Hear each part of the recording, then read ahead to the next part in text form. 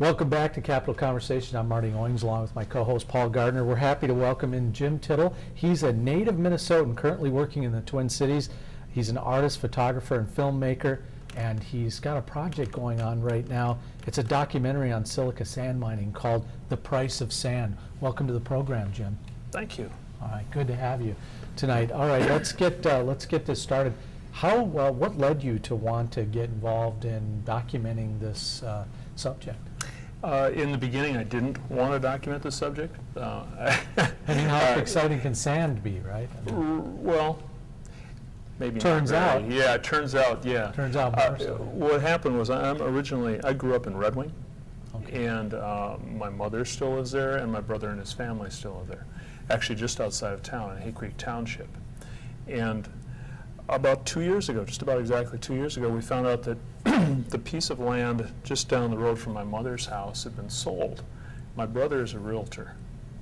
He hadn't heard about this transaction. It was kept concealed for months. And the price that was paid for this land was about 3 times what it would have been worth for agriculture. So when we found out, it was like, why? And then we found out that it had been purchased for an open pit sand mine, a 150-acre sand mine. So that raised a lot of questions. You know, Sure. why? I would imagine neighbors want to know what's going on. Well, yeah, and actually the same piece of land a few years earlier, there had been a proposal to build a rifle range there. And the zoning eventually, disallowed. It wasn't allowed because of zoning. Mm-hmm. People were a little bit upset, and that didn't go through. So then the question was, well, okay, so if you can't have a rifle range, how can you have an open pit sand mine? So that's kind of where I started. Okay. Well, where did that lead you? I mean, what kind of things are you hearing from the public? To begin with, my business is video. I'm normally not in front of the camera. You're on the other side, right? Right. I'm usually, yeah, and mostly what I do is corporate video. I do a lot of interviews and things, sometimes political stuff, advertising, whatever. Sure. Well, video is a pretty powerful tool, and 20 years ago when I started, if you wanted the public to see your video, you had to pay a lot of money. But now you've got YouTube, and I'd done some work that had ended up on YouTube, and I knew how easy it was. So when this issue came up, I thought, well, this seems inappropriate to me, this sand mine thing in our neighborhood. It shouldn't be there. But I really don't know much about it. So I went to Le Sueur, and I looked at one of a big silica mine there. I shot some footage, and then I went over to Wisconsin. I started making phone calls. I went over to Wisconsin. I interviewed some people who live near an existing sand mine in Menominee, and then I went to Maiden Rock and did the same thing. And I made these little YouTube videos as I went along. In just a couple of months, I had 10,000 views. Yeah. So I realized there was a lot of interest in it, and I also realized that Wisconsin was going nuts. For some reason, all these mines were opening up in Wisconsin, and when I think of a sand pit, I think of the sand pits that were out in the country when I was a kid, just these little operations. But some of these things are, hundreds of acres. In fact, some of them are even over 1,000 acres, and they'll operate, 7 days a week, long hours, lots of trucks. So that's what I started to find out. When you started out, you say you might have been a little bit skeptical about this thing. Did you try to enter it with an open mind, and did you weigh into pros and cons? My purpose initially was I was pretty focused. I thought that the Windsor Permian mine in Hay Creek Township in Goodhue County was a bad idea. Everybody thought it was everybody I knew thought it was a bad idea there. Mm-hmm. So I thought, well, okay, let's find comparables. So that's where I started, and then from there I realized, well, what we're talking about here is silica sand. And because I grew up in Red Wing, I knew what silica sand was. I'd seen it since I was a kid, and I knew it was used for making glass. I found out it's used for making toothpaste. It's actually a product that's been used for hundreds of years. So you can't just say no silica mining. The issue was we're having a silica mining boom.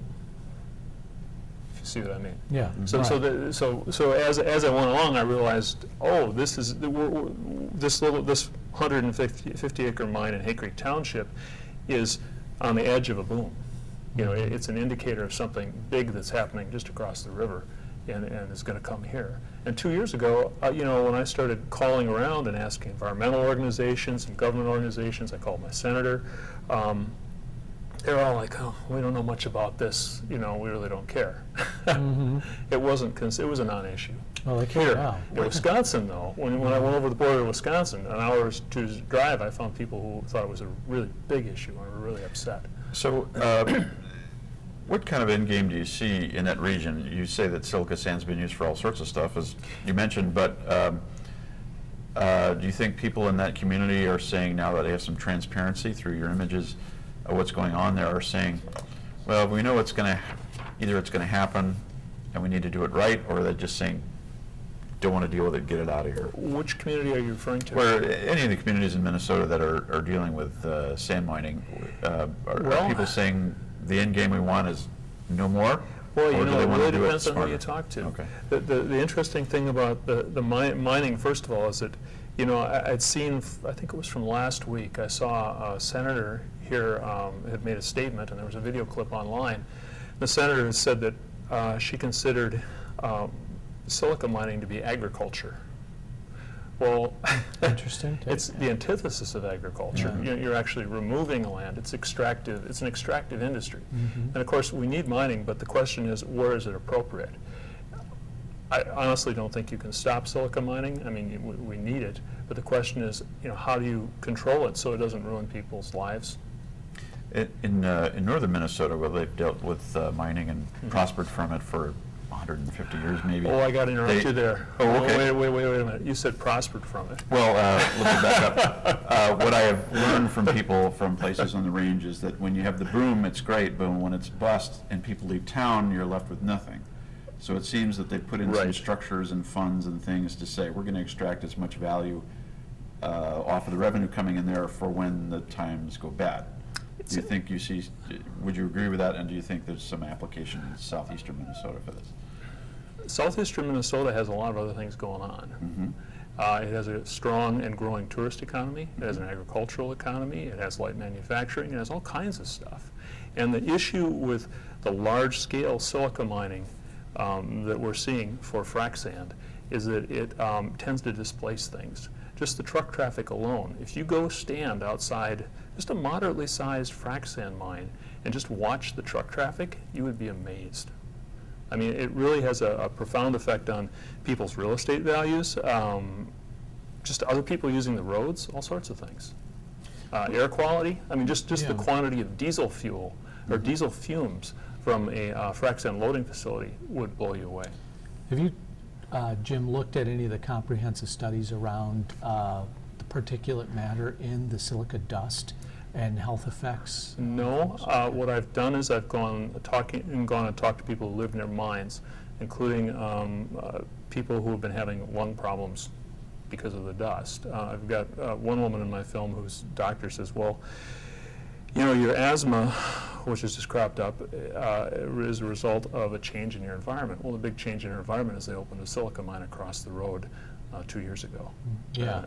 So no, I haven't. My approach to this has been go talk to real people and see what it's like to live with this. Yeah. And Wisconsin is a perfect guinea pig, or a sad guinea pig. Well, I was going to ask you about the players involved. There's always the railroad baron or whoever's behind it, the bullies in the situation. What from both sides, could be the environmentalist, it could be the companies. Well,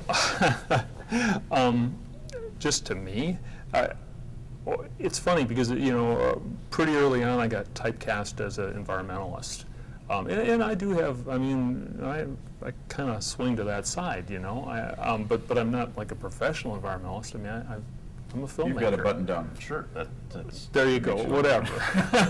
But so.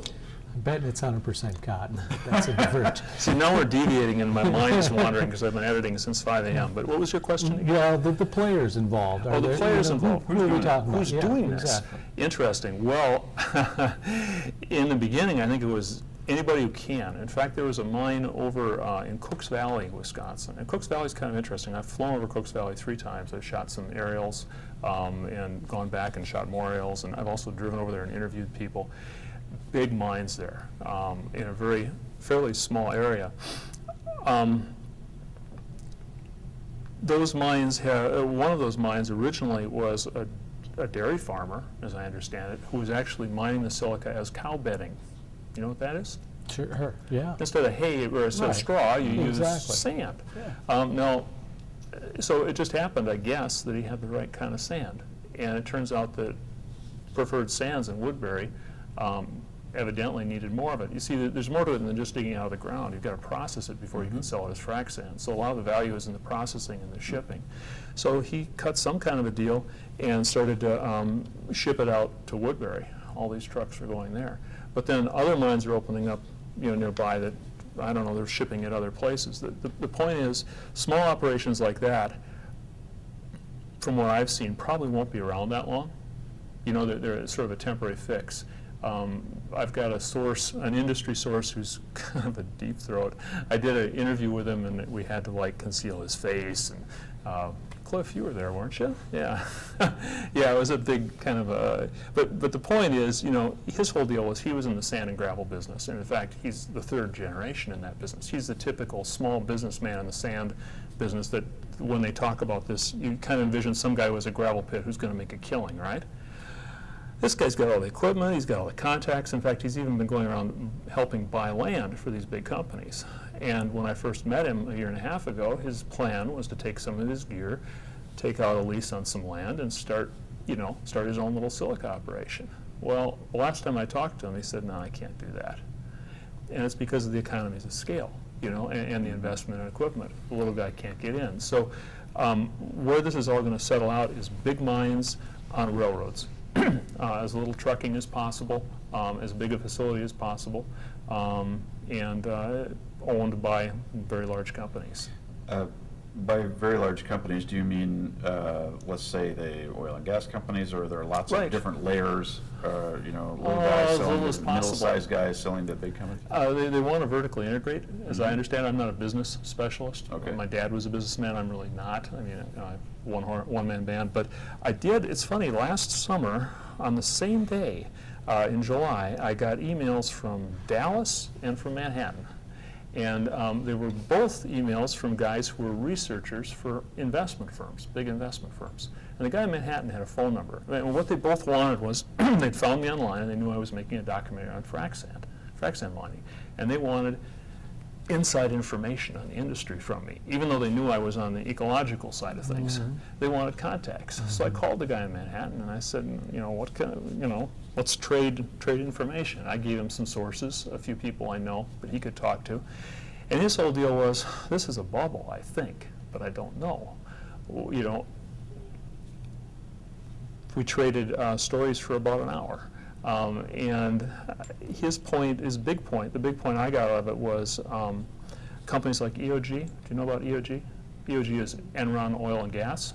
They're over in Chippewa Falls.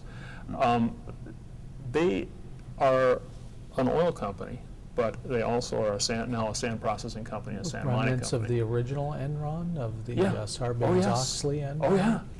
Yeah, Okay. huge plant over there in Sure. Chippewa Falls. But the point is, they built that plant and they have that mine specifically so they can save money. He quoted me figures, and I think it was something like they save $3 million per well by owning their own sand mine per year. So the total savings was, I don't know, a lot of money. And that's savings. In other words, by owning it themselves, they save a lot. So I think that's probably the goal of anybody who's got a big hydraulic fracturing operation, is own your own sand mine and have your own process. So where would we find your work online? Where you'll find my work? Well, thepriceofsand.com, and then if you'd like, you can go to the Sheldon Theater in Red Wing on the 22nd for a screening, or you can go to the Grandview Theater on the 28th in St. Paul. No, I'm just Well, Didn't bring one with me because I'm still editing. Well, we the can, big screens. Yeah. we can drop something in from one of your YouTubes. Go right ahead. Although the material that's on YouTube actually is the material I shot before I started the documentary. There's very Right. little of that that's actually in the film, but I see. it's kind of indicative of what I've been doing. Well, we'd like to thank you for stopping by, Jim Tittle, Well, and thank good you for luck that. with Yes, your thanks very much. documentary stuff, and want to thank our media producer, Cliff Dahlberg, for facilitating your visit with us tonight. So Thank yeah, you, Cliff. great to have you on board. And we'd also like to thank, Representative Alice Hausman, our DFL guest tonight, for being, and unfortunately, we couldn't be joined by Republican State Representative Tony Albright, who is scheduled. We'll try to reschedule Representative Albright for a different time. Don't forget to follow us on Twitter at MNCap News and on Facebook at Minnesota Capitol Conversations. Send us a question if it's a good one and we ask it on the air. We'll be entered into a contest to win a Nexus 7 tablet. I think it's powered by the Android operating system. That's what I hear, Paul. Okay. Paul, former racquetball champion. Don't forget, for more political news and analysis from the Capitol, tune in every Wednesday at 7:40 a.m. to KFAI 90.3 on your FM dial, where yours truly gives a 10-minute recap of all the events at the Capitol. Have you ever listened, Paul? You know, I'm a little out of your wattage.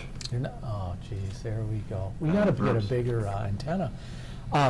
We had media production assistance tonight from our media producer, Cliff Dahlberg, and from our regular super producer, Catherine Laudenslager.